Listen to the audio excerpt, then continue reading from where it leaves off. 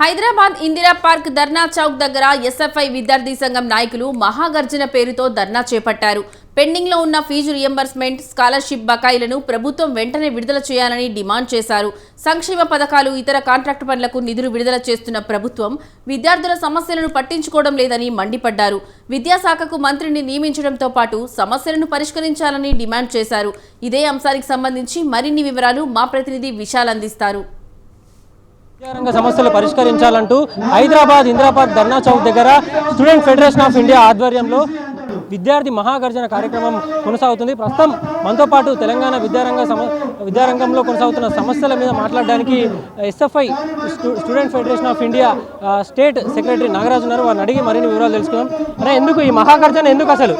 ఒకటి, తెలంగాణ రాష్ట్రంలో గత 9 నెలల క్రితం అధికారంలోకి వచ్చిన రేవంత్ రెడ్డి ప్రభుత్వం, బీఆర్ఎస్ ప్రభుత్వం విద్యారంగాన్ని పట్టించుకోలేదు. మేము అధికారంలోకి వస్తే దీన్ని బాగు చేస్తామని చెప్పి హామీలు ఇచ్చారు, అధికారంలోకి వచ్చారు.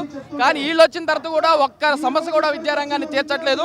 గత 6.5 ఏళ్లుగా 8,500 కోట్ల పైగా పెండింగ్ స్కాలర్షిప్ రియంబర్స్మెంట్ పెండింగ్లో ఉంది, వాటిని విడుదల చేయట్లేదు.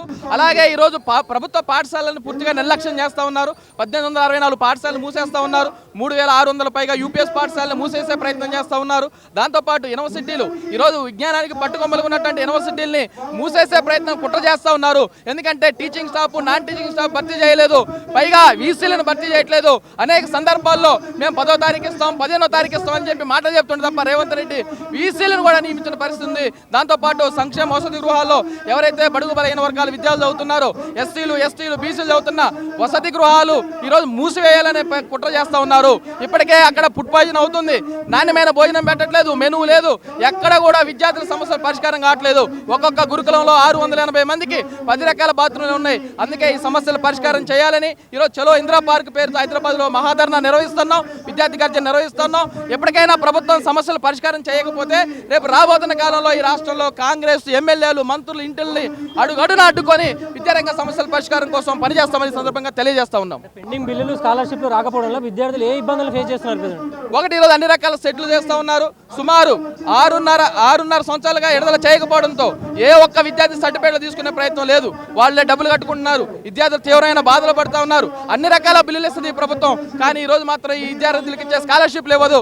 అందుకే ఇదొక సమస్య అయితే, మరో పక్క హాస్టళ్లలో మెస్ ఛార్జీలు లేక, మెస్సు బిల్లులు రాక గత 5,000 కోట్ల పైగా మెస్ బిల్లులు రాని పరిస్థితుంది. ఇబ్బందులు తీవ్రంగా పడుతూ ఉన్నారు. వాటిల్లో అప్పులు చేస్తూ ఉన్నారు.